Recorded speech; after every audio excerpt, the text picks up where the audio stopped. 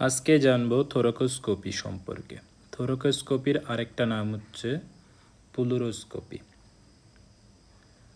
তো শুরুতে জানবো থোরাকোস্কোপি জিনিসটা কী জিনিস। থোরা মানে থোরাক্স, স্কোপি মানে দেখা, ঠিক আছে। তাহলে it is a procedure of examine the parietal pleura and visceral pleura along with diaphragm with thoracoscope and taking biopsy. This is known as thoracoscopy. তাহলে থোরাকোস্কোপিটা একটা procedure parietal pleura, visceral pleura এবং ডায়াফ্রামকে এক্সামিনেন একটা procedure with thoracoscope and taking biopsy, এবং ওই সময় বায়োপসিটা নেওয়া হয়। এছাড়া chemical pleurodesis can be also perform. Pleurodesis কয় ধরনের রয়েছে? প্লুরোডোসিস হচ্ছে মেকানিক্যাল প্লুরোডোসিস, আরেকটা রয়েছে কেমিক্যাল প্লুরোডোসিস। তাহলে মেকানিক্যাল প্লুরোডোসিস আর একটা হচ্ছে কেমিক্যাল প্লুরোডোসিস। মেকানিক্যালটা করা হয় ভ্যাটসের মাধ্যম দিয়ে, আর কেমিক্যালটা করা হয় বিভিন্ন কেমিক্যাল দিয়ে, যেমন ট্যাল্ক দিয়ে করা হয়, ব্লিওমাইসিন দিয়ে করা হয়, তারপর অনেক সময় পোভিডিন আয়োডিন দিয়েও করা যেতে পারে।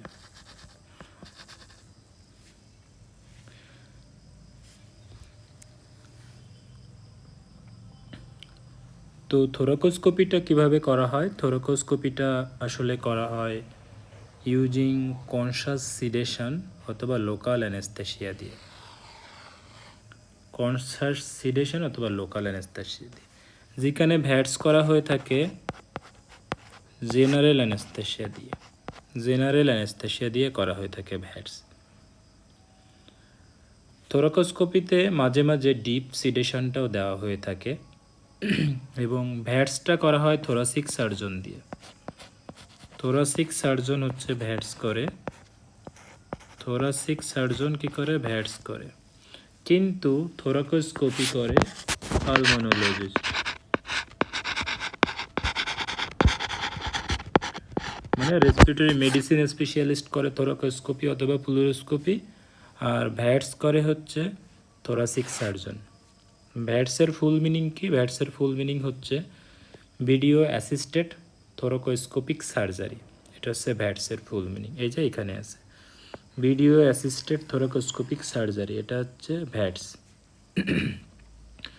ভ্যাটসটা করা হয় জেনারেল অ্যানেস্থেশিয়া দিয়ে, এটা করে থোরাসিক সার্জন। এবং ভ্যাটস করার সময় সিঙ্গেল লাং ভেন্টিলেশন করা হয়। যে দুইটা লাং থাকে, যে সাইডে ভ্যাটস করাবে এই সাইডের লাংসটা এরকম চুপসায় দেওয়া হয় ভেন্টিলেটর টিউব দিয়ে। তো এটা হচ্ছে মেডিকেল থোরাকোস্কোপি অথবা প্লুরোস্কোপি ভার্সেস থোরাকোস্কোপির ডিফারেন্স। এটা একবার এমডি এবং ডিটিসিডি পরীক্ষায় রিটেনে এসেছিল। তো থোরাকোস্কোপি করার জন্য এডুকুয়েট স্পেস থাকা লাগবে। কোথায়? এই যে প্যারাটাল এবং ভিসেরাল প্লুরার ভিতরে এডুকুয়েট স্পেস থাকা লাগবে। তাহলে an adequate space which thoracoscope, যার ভিতর দিয়ে thoracoscope inserted without damaging underlining lung. Underlining ল্যাংটা ড্যামেজ ছাড়াই যেন করতে পারে। Patient is suitable for thoracoscopy are usually those who are underlining pleural effusion. যাদের ক্ষেত্রে প্লুরাল ইফিউশন থাকবে, এই জায়গায় প্লুরাল ইফিউশন থাকবে অথবা বাতাস থাকবে, তাদের ক্ষেত্রে এই যে এখানে থোরাকোস্কোপটা দিয়ে কাজ করার সুবিধা হবে, যাতে ভিসেরাল প্লুরাল লাংসে কোনো ইনজুরি না হয়। তাহলে প্লুরাল ইফিউশন অথবা নিউমোথোরাক্স যাদের আছে তাদের ক্ষেত্রে ভ্যাটস অথবা প্লুরোস্কোপি করা সহজ। যদি না থাকে সেক্ষেত্রে হচ্ছে বোটিন প্লুরাল নিডেল দিয়ে আর্টিফিশিয়াল নিউমোথোরাক্স করে তারপরে করা হয়। এটা মেডিকেল থোরাকোস্কোপি এবং ভ্যাটস সম্পর্কে ছোট একটু আইডিয়া। ভ্যাটস দিয়ে অনেক কিছু করা যায়, যেমন হচ্ছে লোবেক্টমি করা যায়, প্লুরোডোসিস করা যায়, বায়োপসি নেওয়া যায়, তারপর হচ্ছে কোনো যদি ফিস্টুলা থাকে সেটাকে রিপেয়ার করা যায়। অনেক সময় প্লুরাল থিকেনিং হয় সেক্ষেত্রে ডিকর্টিকেশন করা যায়, আর অনেক কিছু করা যায় ভ্যাটস দিয়ে। এখন ইন্ডিকেশন অফ থোরাকোস্কোপি অথবা মেডিকেল প্লুরোস্কোপি ইন্ডিকেশন কী কী আছে? এখানে 5টা ইন্ডিকেশন আছে যে যখন আমরা থোরাকোস্কোপি অথবা প্লুরোস্কোপি করতে পারি। 5টা ইন্ডিকেশনের ভিতরে প্রথম হচ্ছে সাসপেক্টেড মেজোথেলিওমা যদি চিন্তা করি, সেক্ষেত্রে আমাদের ডায়াগনোসিসের জন্য টিস্যু বায়োপসি নেওয়ার জন্য আমরা থোরাকোস্কোপি অথবা প্লুরোস্কোপি করতে পারি। আমরা এই নিউমোনিক দিয়ে মনে রাখতে পারি মাস্ট পি দিয়ে। তাহলে এমতে সাসপেক্টেড মেজোথেলিওমা, তারপর ইউতে কি আনডায়াগনোজ প্লুরাল ইফিউশন যদি থাকে সেক্ষেত্রেও আমরা থোরাকোস্কোপি করতে পারি। এবং আনডায়াগনোজ প্লুরাল ইফিউশনটা যদি থোরাকোস্কোপি করা হয় ম্যালিগনেন্সির ক্ষেত্রে 90% অথবা তার বেশি ডায়াগনোসিস হবে। তারপর টিবির ক্ষেত্রে 100% অথবা তার বেশি ডায়াগনোসিস হবে। এছাড়া আমরা থেকে staging of pleural effusion, pleural ইফিউশনের স্টেজিং করার জন্য আমাদের থোরাকোস্কোপি অথবা প্লুরোস্কোপি করা যেতে পারে।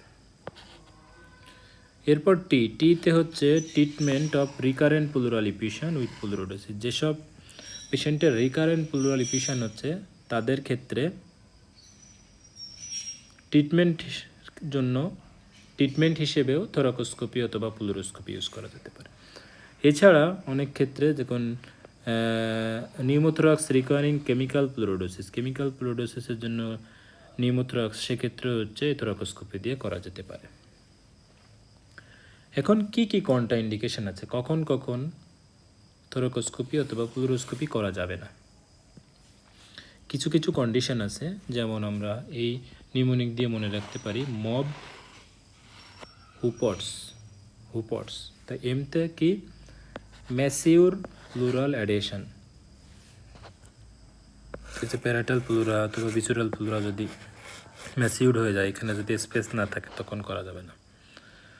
2 নম্বর বলছে যে অবলিটারেটেড প্লুরাল স্পেস, মানে ভিসেরাল এবং প্যারাটাল প্লুরার ভিতরে যদি স্পেস না থাকে তখনও করা যাবে না।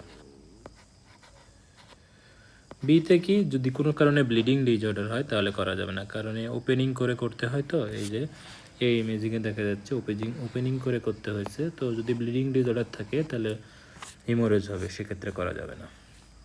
যদি পেশেন্টের হাইপোক্সিয়া থাকে এবং SpO2 যদি লেস দেন 92% থাকে সেক্ষেত্রে করা যাবে না।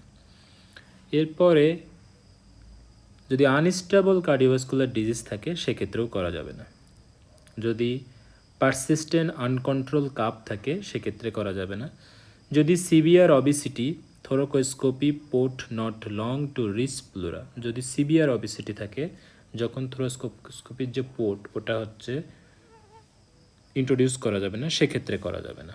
অনেক সময় অবস্ট্রাক্টিং সেন্ট্রাল ইয়ারওয়ে টিউমার যদি থাকে সেক্ষেত্রেও করা যাবে না, যেমন নন এক্সপ্যান্ডেবল লাং, ট্রাপ লাং, এগুলোর ক্ষেত্রে। এখন যদি এরপরও করি তাহলে আমাদের কি কি রিস্ক ফ্যাক্টর মানে রিস্ক হতে পারে? একটা হতে পারে হিমোরেজ, ওই যে ভেসেল ইঞ্জুরি হবে এই জন্য হিমোরেজ হতে পারে।